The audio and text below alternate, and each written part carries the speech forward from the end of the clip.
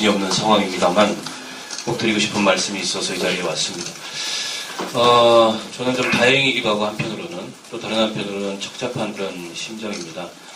다행인 것은 22일 동안 진행해왔던 파업이 일정한 교착 국면을 맞이한 상황에서 출구가 열리고 뭔가 해결을 위한 실마리가 마련됐다는 점에서는 이번 여야가 나선 이 합의가 다행이라고 생각합니다.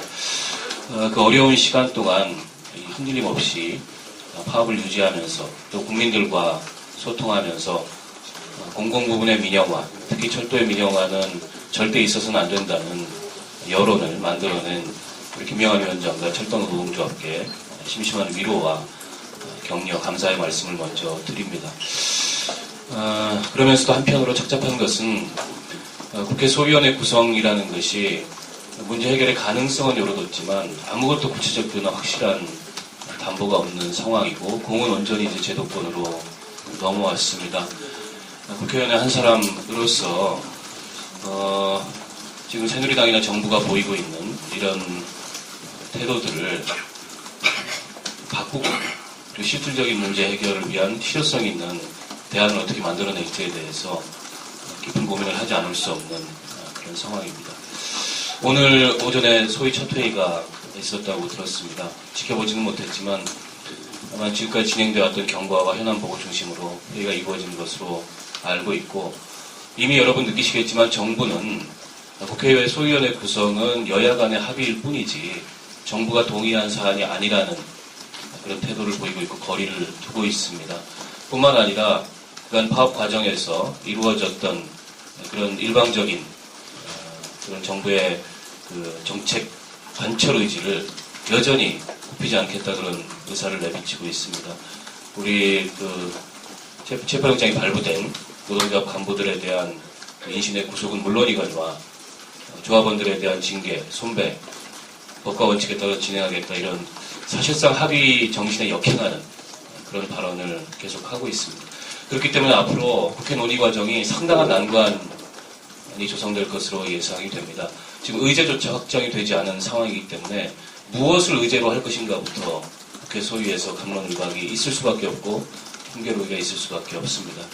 저는 한 세 가지 정도의 원칙이 분명하게 서야 된다고 생각합니다. 우선 첫째는 이 민영화 아니라고 정부가 줄곧 주장해왔기 때문에 국회 소위의 가장 큰 역할이자 임무는 민영화 아니라는 모두의 공감대를 실효성 있는 법적 제도적 대안으로 만들어내는 것이 이 국토위 소위의 첫 번째 임무라고 생각합니다. 두 번째는 이미 면허권이 발부가 됐습니다. 정부에서는 국회 소위 구성과 별개로 면허권이 발부된 이후에 법인 설립을 위한 실무적인 절차를 추진해 나가겠다는 의견을 표명할 것으로 예상이 됩니다. 그렇게 된다면 사실상은 국회 소위원회 논의는 헛개비 논의가 될 가능성이 높습니다. 그렇기 때문에 국회 소위에서는 즉시 면허 발부 이후에 진행될 가능성이 있는 일체의 수서발 KTX 법인 설립 추진 절차를 중단시키는 것이 두 번째 임무라고 생각합니다.